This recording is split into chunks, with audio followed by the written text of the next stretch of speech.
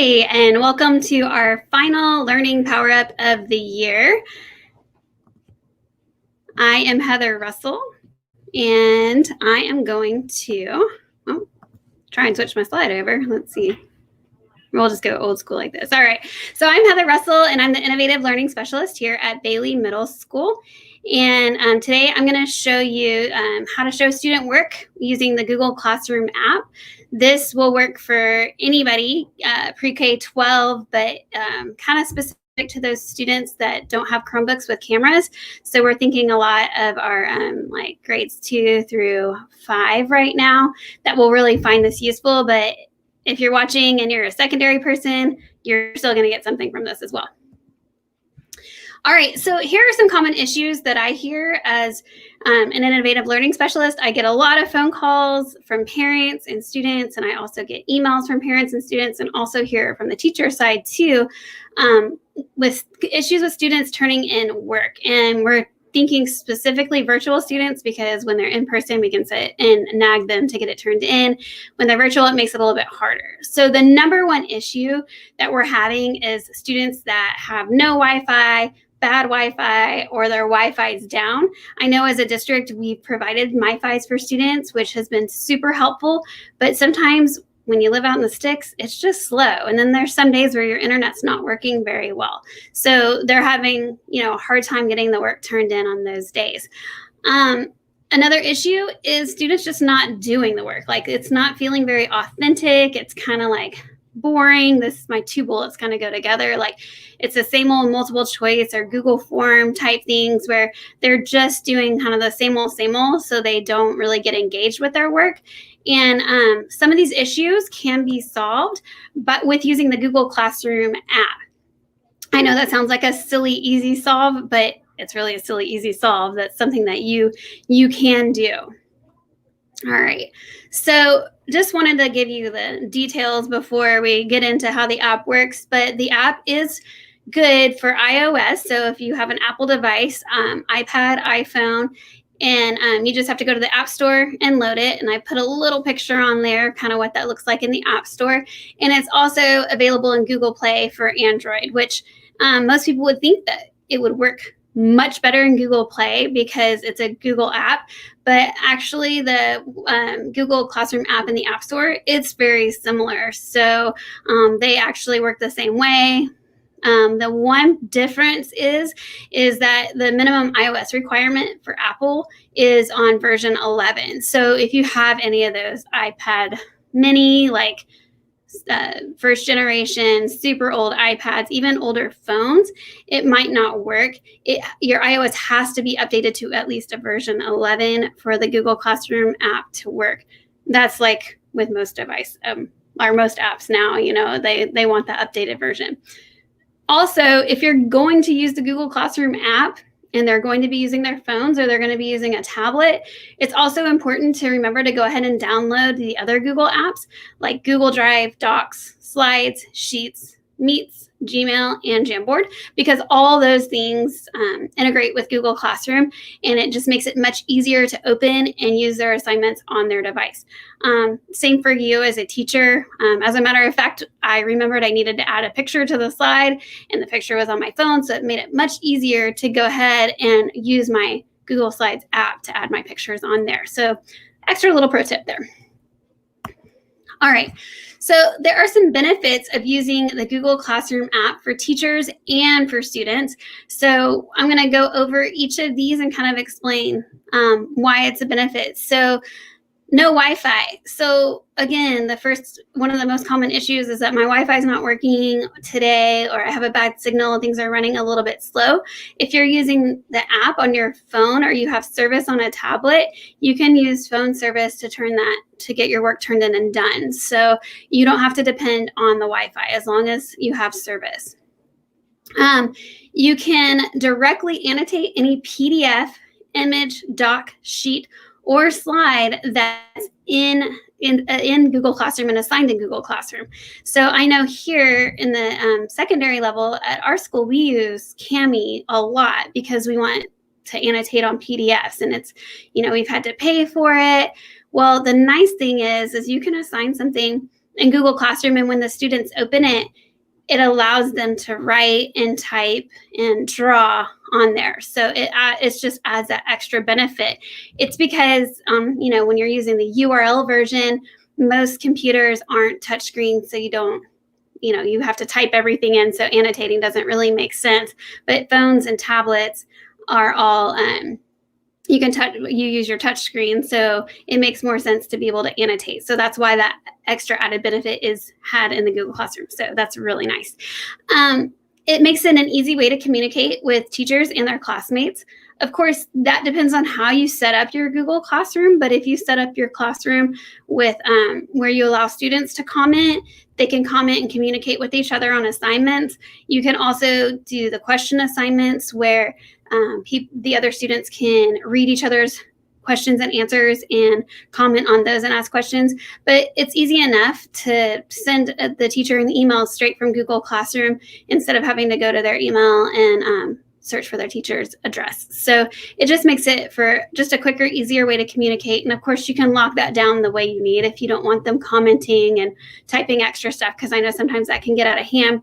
But it's about the training. If you want to train them to communicate with each other and comment on each other's work, then that feature is there for you, and it makes it nice and easy.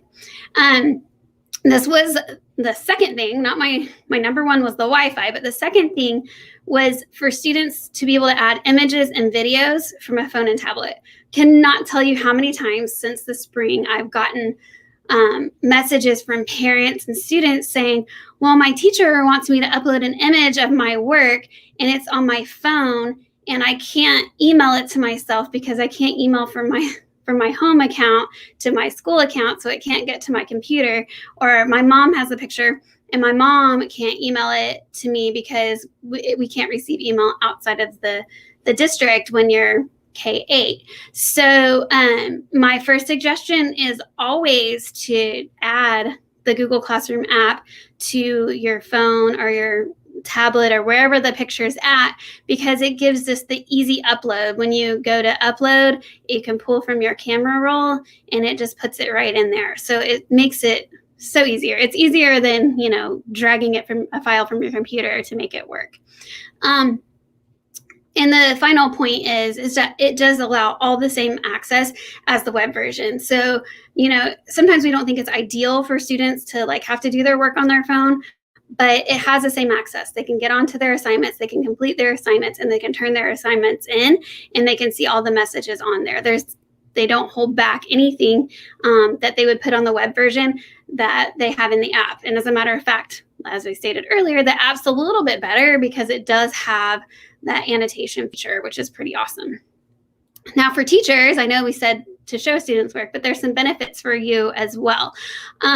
Let's say you're at your kid's baseball game and you want to do some quick grades because, the score is really low and it's boring. So you can do anything that you would do from the internet or the web app to get on there. You can do the same thing from your phones.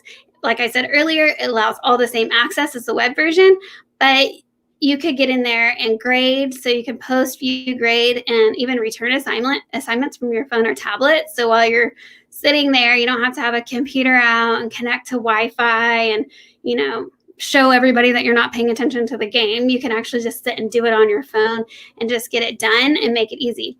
Again, it goes back to the communication. I know a lot of our teachers and students are having a hard time getting in touch with each other, if they're not getting on Google Meets. So it's just an extra way that you can get on there to communicate with your students. And then same for the students. It's just so easy to upload a photo or a video into the app, because if you already have it there on your phone, when you go to the upload option, you just pull up your camera roll and it works really well to do that. So let's say you have a video that you want to show or any pictures that you want to share for your lesson, you can just add those straight in from your phone. As a matter of fact, there's times that I work on the actual web version, but then if I want to add a video that's on my phone, I go to my classroom app and then add that in as well. It's just easier sometimes than sharing it with my computer, emailing it to myself, or putting it in Google Drive and then moving it over. So just a little quick hack. So And those are some ways that it's easy to use for teachers as well. I wanted to show you some pictures of what it looks like when you're annotating inside the app. So this was an assignment that I had in a test classroom where I'm a student. And you can see that when I opened the assignment, it was a PDF. And when I did that, it kind of gave me the option with like the magnifying glass so I can look at it closer. Then it also gives me the pencil.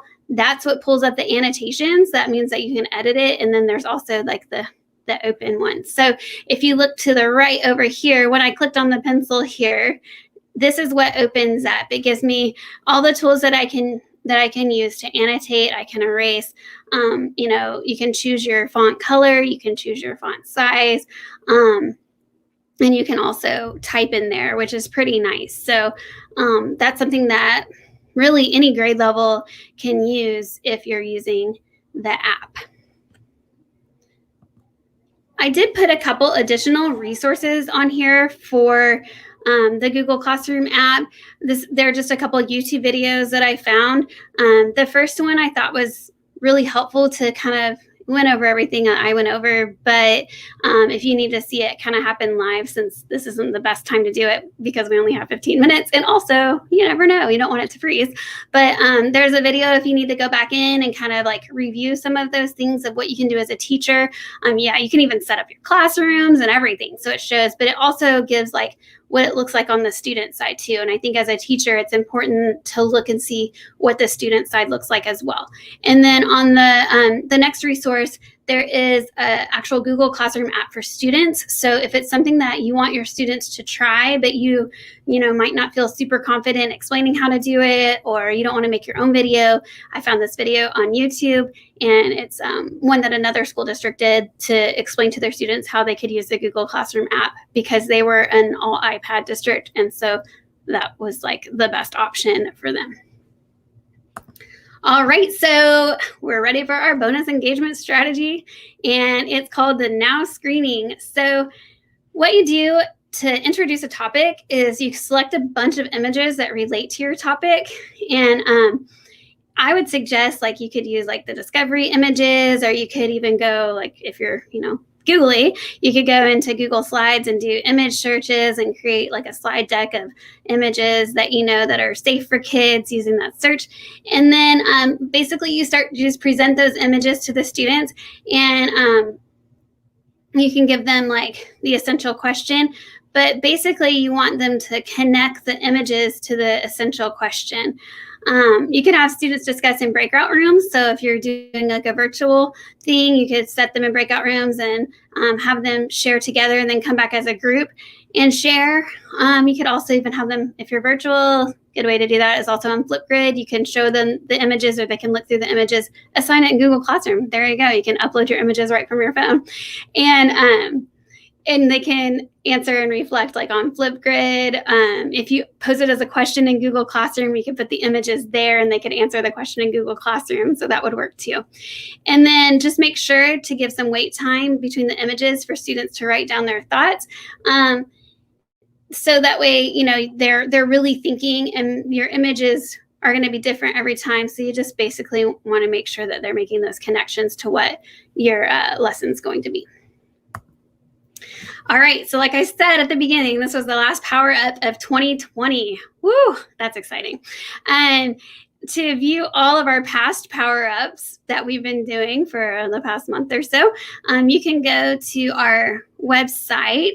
It's our teacher help website, but the specific link is here for you to get right to those Power Up recordings and resources. So if you want to access the slideshows of any of the past power-ups, all the slideshows and recordings are there, and they're for you to enjoy. Thanks for attending, and totally enjoy your break, and let's hope that 2021 is going to be good to us.